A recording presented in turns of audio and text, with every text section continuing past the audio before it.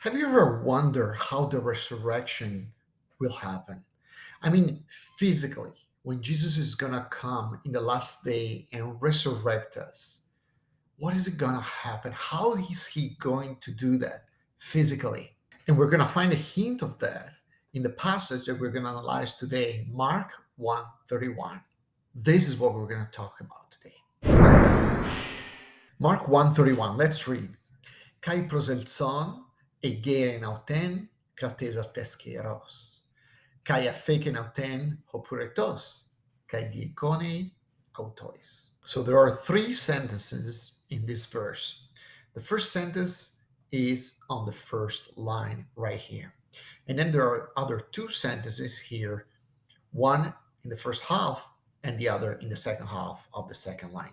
So the first sentence, the subject is Jesus. It's not written, but it's obviously Jesus. Remember, the context here is Jesus is in the house of Peter and Andrew. And his disciples just inform him that Peter's mother in law is lying in bed, feverish. Actually, she's been having a very bad fever. So, what happens here? Jesus does something. And this is the verb, egeren. So, this is the verb, the principal verb of the first sentence with the direct object right here, auten. And what's the rest? Well, the rest are other two verbs, proselzon, which is a participle, and kratesas, which is another participle. So actually, there are three verbs here in the first sentence: the principal verb, egeren, and then two participles, proselzon and kratesas. And kratesas has this object here, tes heros. The second line contains two different sentences separated by this sky, which we know it's a conjunction and. All this sky are and introduce a new sentence. And then you have this verb, affeken, which is the principal verb of the second sentence. And the subject is actually ho puretos. So this is the subject of the second sentence. Remember, the subject of the first sentence is Jesus. It's understood being Jesus. The second sentence, the subject changes. Ho puretos is the subject, affeken is the verb, and auten becomes the direct object. All right. And then we have the third sentence where again the subject changes suddenly. So we have Jesus, and then the subject is going to be the fever, and then the third subject is going to be the mother-in-law. Okay. And that's all understood from the context. The verb, the principal verb of this third sentence is this diakonei, and autois is going to be the object associated with this verb. So the grammatical structure of the sentence is particularly simple. Let's dig into it to understand the meaning. All right, let's start from the very first sentence, kai and let's look at the verb, proselzon. This is a participle in the aorist tense, third person singular. All right, and the verb it's coming from is pros erchomai. We've seen this verb many times before, proserchomai. The verb erchomai means to go, and the preposition pros mean forward or toward. Okay, so pros erchomai means to go to or to step forward, okay, or to walk forward. This is exactly the meaning here. So Jesus entered the house of Peter. The disciples tell him, look, Peter's mother-in-law is lying in bed, feverish. And so Jesus approaches her. Probably he enters the room where she was lying. Okay. So, and Mark uses this participle because he wants to condense three actions. Remember, you have three verbs here: proselzon, egeren, and kratesas. So three action in one single sentence. And so Mark uses these aorist participles to condense all these action. The first action is he walks toward Peter's mother-in-law. So he approaches her. And the second action is given by the second participle. Again, it's another aorist participle, third person singular, kratesas, from the verb krateo. Now, the verb krateo means generally to possess, okay, or to have dominion over something. Think about all the word in English that contain that root, right? Democracy, okay, is the power of the demos, of the people. So it has this idea of power, of strength, of might. And the verb krateo means also to take hold. So you possess by taking hold, by grabbing. In this particular image, the object of the verb is tes heros. Now, this is a genitive. Okay, this is a genitive feminine singular. You know it from the article, definite article, which is genitive feminine singular, tes. Okay, associated with the noun kairos, which means hand, hand. All right. This is, for example, the Greek root of the English noun chiropractic. Okay, chiropractic is somebody that uses his hand to perform their work, right, to fix you. Comes from the Greek word kairos. All right. So this is Jesus taking hold or grabbing the hand of the mother-in-law. Okay, so you need to imagine the mother-in-law lying in bed, probably with her eyes closed, feverish, and Jesus approaches her and grabs her hand or takes hold of her hand. And the verb is pretty powerful. It is a verb that entails some kind of force and might and power. Okay, so he's not just holding her hand, he's grabbing her hand. And what does Jesus do after approaching her and getting hold of her hand? He egeren auten. Now, the verb egeren is again an aorist tense of the verb egero. Egero. All right. Now, the verb egero is a very important verb. It means to raise, to get something or somebody up, standing up. That's the meaning of egera. Okay, it's the resurrection verb. It's the verb that is used to describe when Jesus raised from the dead. So it's a pretty important word, pretty important verb, one of the most important, I would argue, in the whole New Testament. All right. So, and going forward, approaching her and taking hold of her hand, he raised her. So auten is the personal pronoun, third person singular, feminine. You see this ending, itanu is feminine singular because it's referring to the mother-in-law. In the accusative case, because it's the direct object. So he raised her up by taking hold of her hand. Now, there are other two passages in the Gospel of Mark where these two actions, which is holding, grabbing somebody by the hand, followed by the action of raising that person up, occur. One is in Mark 5:41, and the other is in Mark 9:27.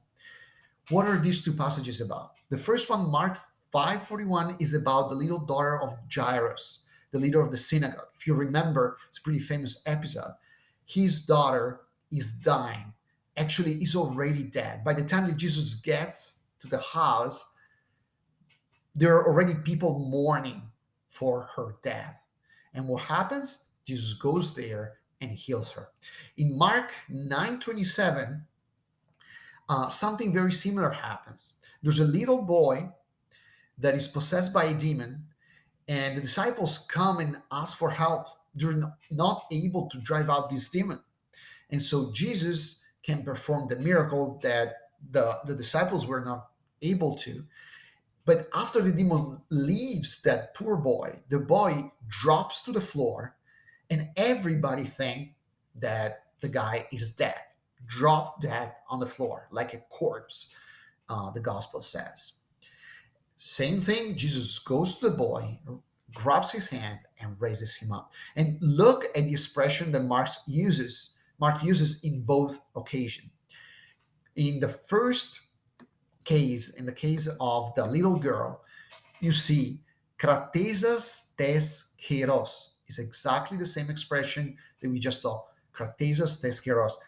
After grabbing the hand, same thing with the little boy. Kratesas tes keros.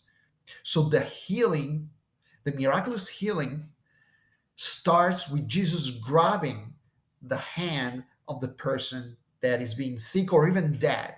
All right. And what is the final result? Well, look at here. Egere or egeren, which is the same as we saw it in Mark. The person is healed, the person is resurrected and stands up. Egere, again, is egero is the verb of the resurrection. All right. So in Mark 5:41, if we read, it says, and grabbing the hand to Paidio of the little child, Jesus says to her, Talita cum, that's Hebrew for little girl, soy lego, I tell you, egere, rise. All right. Same thing in Mark 9, O de Jesus, Jesus grabbing the hand of him, grabbing his hand, egeren auton, raise him up, kai aneste, and the boy raised, stood up. Again, this aneste is the verb of the resurrection.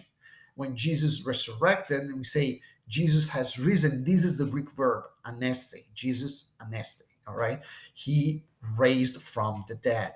All right. So this idea of moving from an horizontal to a vertical position is something more than just standing up. It's really the idea of raising from the dead. And when Jesus comes and heal a sick person or even raises that person from the dead, these are the two actions that Jesus performs. He is going to grab that person by the hand, and by his power, he's going to raise this person up. And guess what? That person is going to be up and running. This is exactly what we see with the mother-in-law of Peter. What happens after Jesus gets hold of her hand and raises her up? Well, she gets healed immediately. So let's move to the second sentence. Kai, and the subject is ho puretos.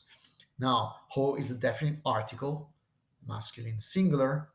Puretos, we can see this root pur, which means fire. In our case, is fever. Okay, so ho puretos means the fever. Afeken auten. The verb afeken is irregular, comes from the verb afiemi, which means to leave.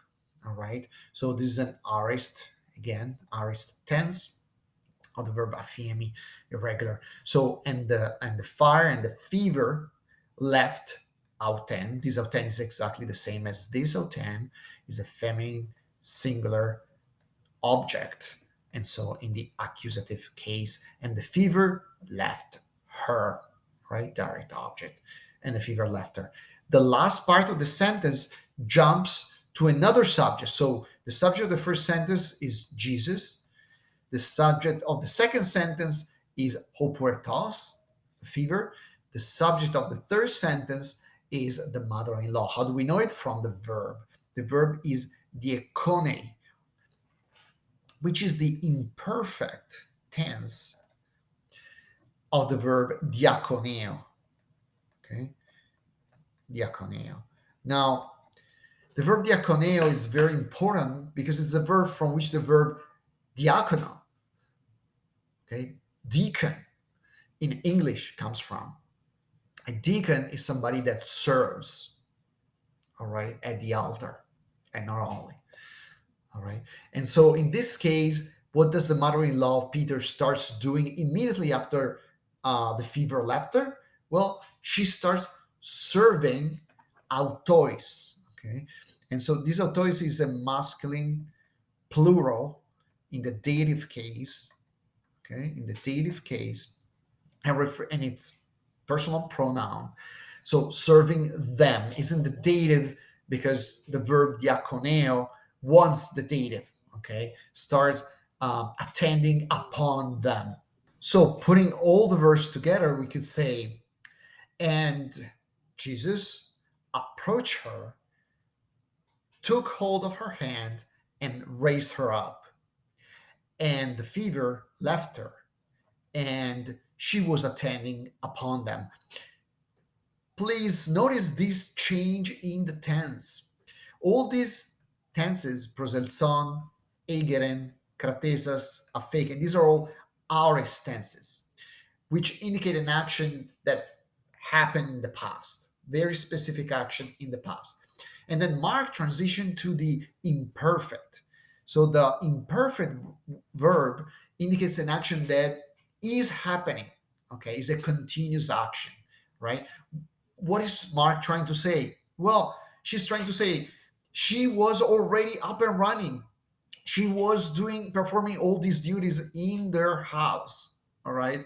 So it gives the measure of how well she was after Jesus healed her. And I would like to spend 30 seconds on the ability of Mark of condensing so many actions that are happening here in one single sentence. There's so much happening here. Jesus approaching her, taking her by the hand, raising her up, the fever leaves her, and she's attending already everybody. Mark goes super fast. Why? Because he wants to give us exactly that idea. This is a miraculous occurrence. This is a miraculous healing. Is the power of Jesus that comes, grabs you by the hand, raises you up, and the moment he does that, you're healed. Now, let me try to do something and see if it works. Let me add here the same passage in Luke. So Luke talks about the same miraculous healing of the mother-in-law of Peter from a slightly different point of view. All right. It's interesting to see that going quickly, all right, without spending too much time. But the point of view is a little different here. So Luke talks about Jesus epistas epanotes, which is like standing upon her. All right. So there's Jesus that approaches her. So Mark simply says he approached her. Luke says he got there and was standing above her. All right. So this is this different level. Okay. The mother-in-law lying in bed, Jesus standing upon her. And then Luke gives us some other information. Jesus does something else according to Luke. He says, epitimesen to pureto. He rebuked the fever. Luke wants to connect this episode to what just happened in the synagogue. Remember, Jesus came to the house of Peter right after driving a demon out of somebody inside the synagogue. And there, Jesus rebuked the unclean spirit, and the unclean spirit left that man, right? So Luke wants to make a connection. This healing in the house of Peter is as miraculous as Jesus driving a demon out in the synagogue. There he rebuked the demon, here he rebuked the fever. He is obviously God, right? God in the flesh. He's able to rebuke even a sickness, all right? And then Luke uses the same expression, kaya feken auten, and the fever left her. So Luke says the fever left her because Jesus told the fever to leave her. Okay. And then there's this same expression here, diakone autois. He started attending upon them, anastasa, after standing up. Okay. After standing up. Now, let's look at Matthew, because Matthew gives us another perspective, which is also interesting. Now, Mark and Luke always are more aligned than Mark and Matthew. All right. And here we're going to see that. Matthew uses some of Mark, but not everything. And we're going to see that. So Matthew says, epsato tes hieros autes. All right. Which is he grabbed her hand. So it's a different type of verb. And atheken auten ho puretos. So you see what Matthew says? He associates the fact that the fever leaves her to the fact that Jesus touched her. The moment Matthew touched her hand, so the verb hepsato is more about touching than grabbing. Okay. And he touched her hand and the fever left her. Okay. So slightly different point of view there. And he stood up and he was attending upon him. So Matthew focuses the attention on the fact that Peter's mother-in-law started attending upon Jesus himself instead of the whole group of people. So in Matthew, there's a slightly different succession of actions. Okay, so first is Jesus touching her hand. That creates or causes the fever to leave, and at that point, mother-in-law is able to stand up and start attending upon them. In Mark and Luke, there's a slightly different dynamic there. So Jesus, yes, touches her hand, but grabs her hand and uses that grab to rise that person up.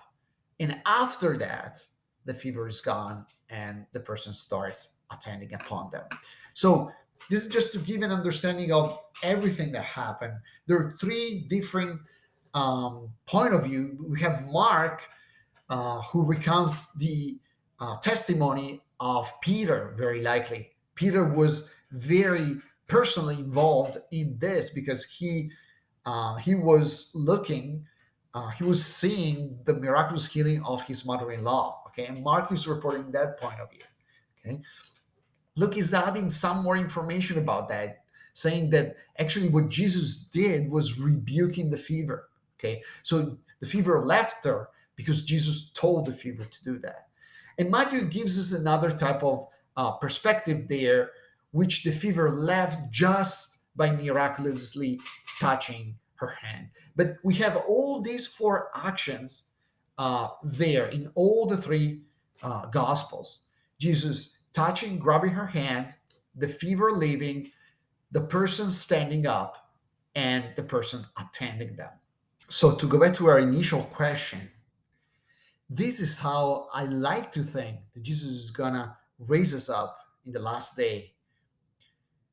He's gonna come, he's gonna grab our hand, he's gonna take hold of our hand, maybe just the remains of some bones, and he's gonna tell us, cum, egere, rise. And at that moment, we're gonna recover our body and we're gonna be standing up and running, ready to go with him in heaven.